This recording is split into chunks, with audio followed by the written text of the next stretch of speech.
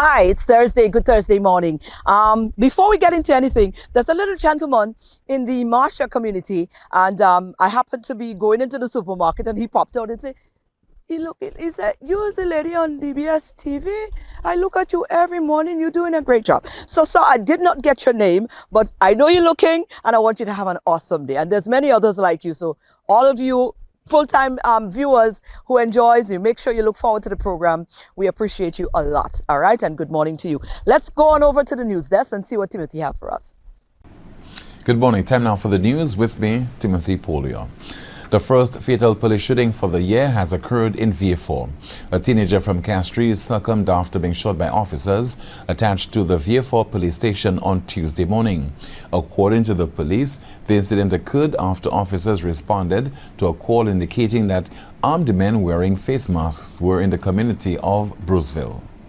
But I don't know what go wrong. I think in Vieux-Fort, we had some thing going on there, and police ended up shooting him in his leg.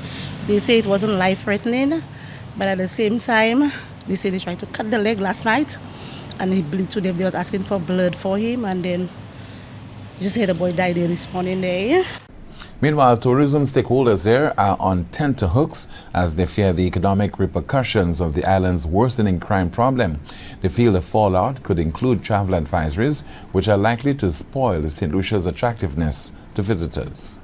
I think everybody looking for excuses and everybody blaming and pointing fingers at each other. And now if you notice, we have become a bit numb. Everybody seems to be asking, oh, how many this week or how many last week, and you can't remember when was the last one. And this is terrible. And finally from us, the opposition United Workers' Party is urging the Philip JP administration to implement policies that can effectively address the increasing crime rate here. The first deputy political leader of the UWP has emphasized that the situation is critical and the government must work beyond the politics and collaborate with all stakeholders to find practical solutions to the problem. We are not here gloating over this situation. UWP can win the election even if the government has crime under 100% control. This is not something to rejoice about. The situation that exists in St. Lucia is a very scary one. And as the news, thank you so much for watching. It was a very enjoyable and productive Thursday. Join us at noon for our next news major, the Lunchtime Report. I'm Timothy Polio. Good morning. All right, Timothy, thank you as always. We need to take a short break and be back.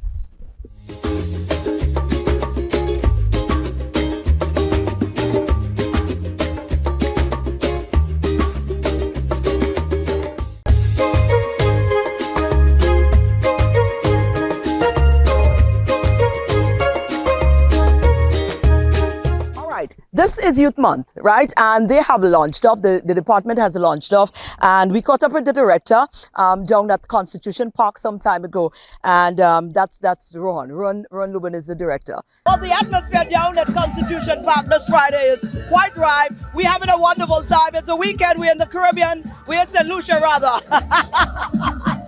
You know what I'm saying? You picked an opportune day to have to kick off your Youth Month activity. This is the kickoff of Youth Month. We're here with Ron. Ron Luber is the director of youth development on the island. Ron, what is actually happening here? I went ahead of myself, but it's up to you to tell us what is going on now. No problem. Well, today we just have an opening of Youth Month, a small launch. Over the years, we have had it on a grander scale, incorporating, different performers and all of that. But this year we decided to showcase our ministry itself. So my youth workers and officers decided, you know what, let's keep it internal this year to allow the public to know of our programs, our initiatives, etc. Also, we were hoping to get Julian Alfred in here this afternoon. Oh, yes. But I suspect it may not be possible. I'm hoping that somehow she could come through. But by the time that motorcade gets to town, it might be very late. But today we're just celebrating our youth. Inviting people to come to our booth. There is a calendar of activities that we have put out today so they could know exactly what is happening within the communities. And we're looking forward to a very successful and compact Youth Month. Well, by the time this goes out, people would not be able to come down here again because it will go out a little later. But certainly, let's talk to the plans for the rest of the month. Some of the activities that we can get involved with as we roll into the month. Yes, to be honest, there are so many activities. I don't know where to start. But let me just say that in most of the communities around the island, there are activities focusing on workshops, parental initiatives, sports as well. We also partner with some organizations such as CRIC. We also partner with Rice and Risha. We will be bringing Sarah Louis on board. I have not spoken to them as yet. NYC, etc. So, as I said, are you operating on the theme for this year's observance? Okay, well, you see, according to Commonwealth, we basically carrying the theme from last year onto this year because they extended the Year of the Youth, empowering our youth for peace, unity, and a safe society. So we're carrying this youth through this year as well, right towards the end of the year. So that is basically the theme. Wonderful. All right.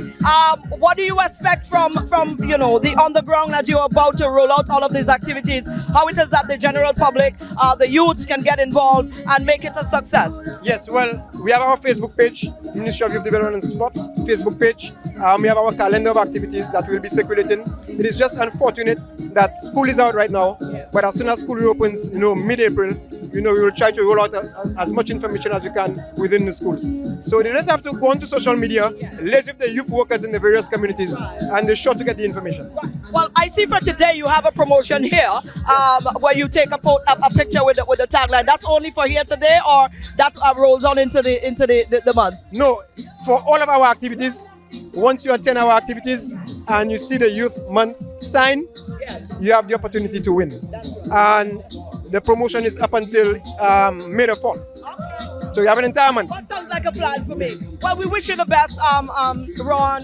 Certainly, it's a nice atmosphere down here today. I think it's a lovely way to kick off the month and to create that awareness as well, because that's vital and important. Yes. And I would just like to encourage all the youth in St. Lucia, to come out and partake in our initiatives, find out what is going on, and of course the elder persons to support as well. Wonderful. Absolutely. Rowan Lubo, Director of the Youth Development? Yes. The Youth Development in St. Lucia. So guys, the month of April, it is Youth Development Month. Definitely. So you know what you need to do. Let's get the ball rolling. Let's get this going. Thank you.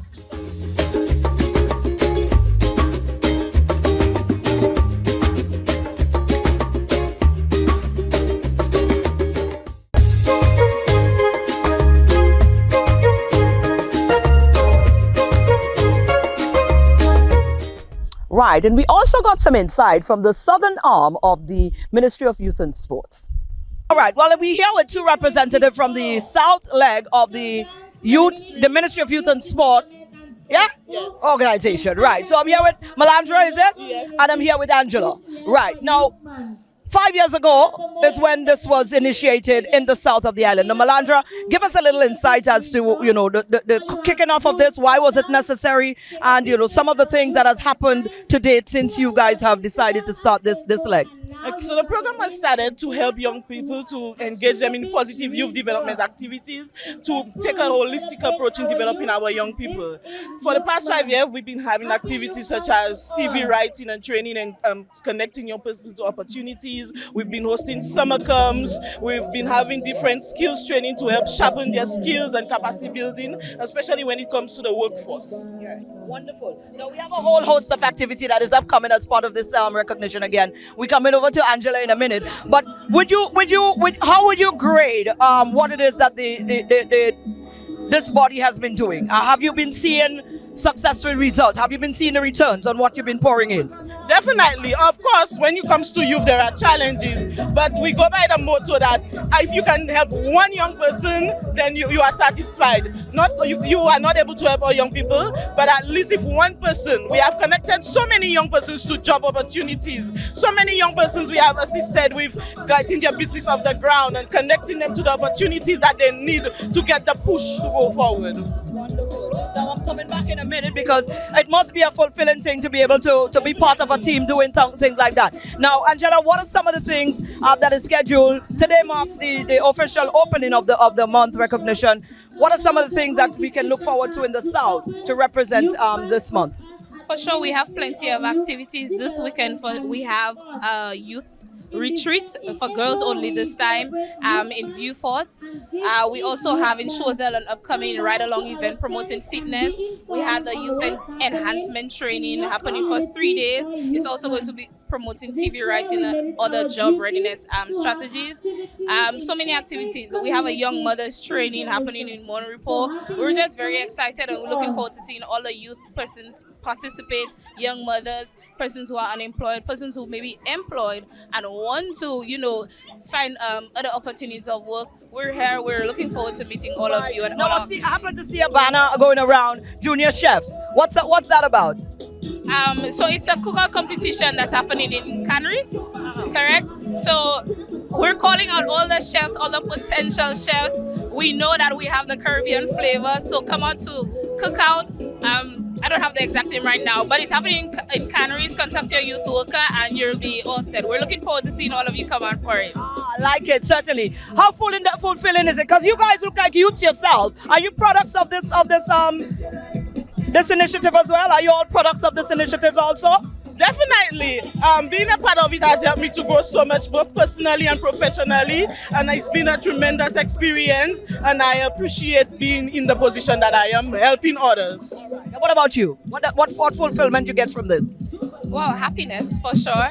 Being able to help somebody, being able to help one person, and then that one person passes it on to another. These are the things that we like to see. Absolutely. Yeah. Well, kudos to you, ladies, and all the best for Youth Month. Happy Youth Month. Yes. And success in all of your activities. Wonderful.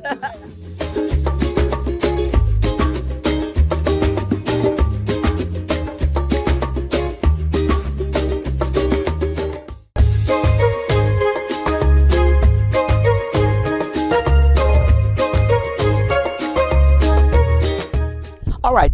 The month of April also marks the Autism Awareness Month. And we thought it would be nice to get some perspective from the principal of the Donatus School. Here she is, Antonia. It is Autism Awareness Month, the month of April. And of course, we thought it was necessary to tap in some of the energy from the Donatus School. We're here with the principal. She's Antonia Joseph. And she is going to, give us a perspective on as a populace, as a people, break it down for us. We've got people who are autistic amongst us. And I don't think we are very much aware about how it is that persons with autism actually operate, how it is that we should know how to deal with them. We have a lot of misconception, and we have a lot of persons who makes life, maybe unintentionally, can make life a little difficult for persons living with autism. So, maybe if we get a little bit more information from that department, we will have a better understanding as a populace, as how it is that we could better enhance the lives of persons, autistic persons. Oh, wow, better enhance their lives. Enhance in terms of how we relate to them. Okay. Because yes. Okay, well, the first thing you need to know is that if you ever met somebody with autism, you have met one person with autism. So there is no clear-cut area to say that generally you just do this. I think with any disability, patients having an open mind is very important. Understanding what the disability is and what, with every disability, there are certain characteristics that you'll find common. So for individuals with autism, you would find deficits in their language, their social skills. You would find certain, the presence of certain repetitive behaviors, certain thoughts, etc.